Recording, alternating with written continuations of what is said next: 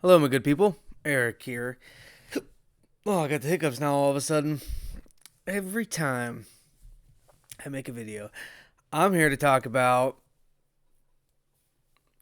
the Witcher Nightmare of the Wolf that was on Netflix. Came out a while back, and it's a prequel of The Witcher, and it focuses on, I got the hiccups, dang it, Vesemir, who essentially raised Geralt and most of the current Witchers that are in the Henry Cavill live action series. So I was convinced to, I got the hiccups, darn nabbit, give it a second shot. I originally watched it and got about 12 minutes into it and dropped it. I just wasn't in the mood for it. Vesemir kind of just was annoying. Not annoying. Just too too pompous, and I didn't really care about him that much. And then it did kind of lose me after now having watched the movie. The It wasn't very linear, and it was not easy to understand that wasn't linear right away. It The show definitely jumped from time period to time. Why do I have the hiccups? That's gonna drive me crazy. Time period to time period. So I enjoyed it. Um, I thought it, I thought it was good. I thought the animation was awesome. Um, and it was just a good glimpse at who Vesemir was when he was younger. Who taught Vesemir, this big old bear of a man, Deglin, who uh, not a whole lot of screen time, but he just reminds me of like a Russian bear man. Um, but plenty of action, and it just expands on the lore. I don't know how true it is compared to the books or the game, but it just it, what's it do take place like, I don't even know what time period, 100 years ago, I feel like. And it's cool that in this, so you see v- Vesemir as a kid, you see him want to become a witcher, and meanwhile you also see him as a present hunting down a monster. But you see him eventually. I started making all the connections that, oh, that boy is Vesemir now. I mean, it was pretty apparent after a while, but the boy is Vesemir, and this old lady who's in this council is Iana. I guess this whole video I'm gonna be hiccuping. I have not hiccuped in months, years maybe. But Iana, so you got like 60 years past in this movie, in this movie that we're watching here, and so it was just neat to see what Geralt mentioned in the series, and that was how Care Morin had a big war and how it killed most of the Witchers and they kind of had to restart. Well, we get that in this. That's what this is about. Vesemir is attacking trying to find out this monster to save himself and his partner. Lo and behold, this monster was created by mages that are in, that are in Kaer Morhen. I think I'm saying that right. And um, let me see. Yeah, so he tracks down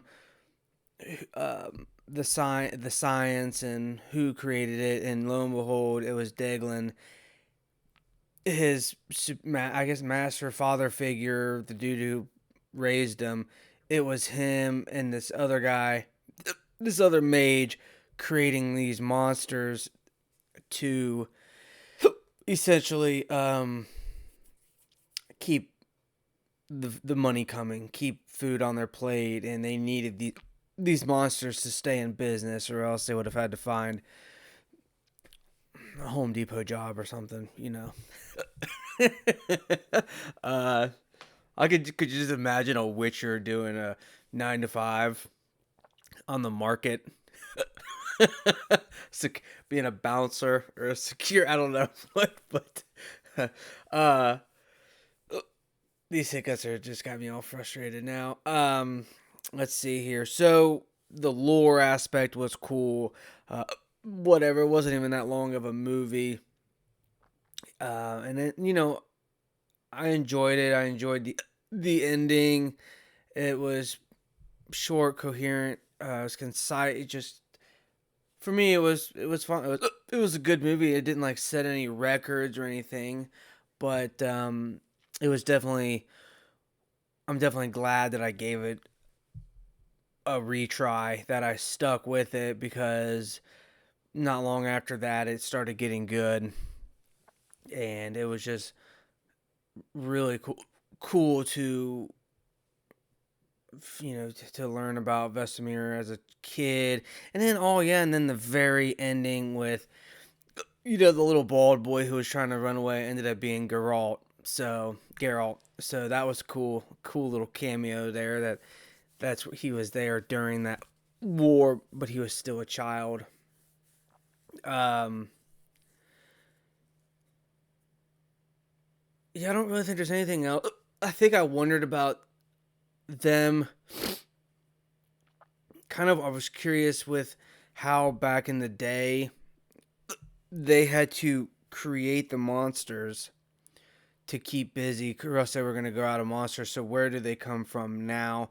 Now I think they come from the monoliths, or at least that's the current thing. But yeah, I'm not really sure. I don't, because I only watch it from the shows. Maybe we don't know enough right now to know where they've always come from. I think the spheres, when they collided, I, I guess that's a separate thing, because I guess there's a movie coming out about that too later on down the road. So I don't know. I feel like that might be an inconsistency, but I can live with it. I just well animated, um, some really cool fight scenes, and some pretty cool monsters at that. That that monster that they fought at the castle, was it a griffin? I think it was. Dude, that thing was monstrous. That thing was so freaking huge. That was awesome. What was that movie? There's a game they made a live action of it where Monster Hunter. Yeah, we need like a really I don't know if there is one, but we need a really good Monster Hunter live or anime adaptation. Uh, because I mean, this Witcher it seems like it was the same studio that did Castlevania, Dota, um, all these like really polished animated films or series. So no complaints there. I thought it was good, and definitely, dang it, these hiccups. Definitely think it's worth at least giving a shot if you want to know a little bit more about the lore without reading the books quite yet. So, yep, I will see you guys on the next one.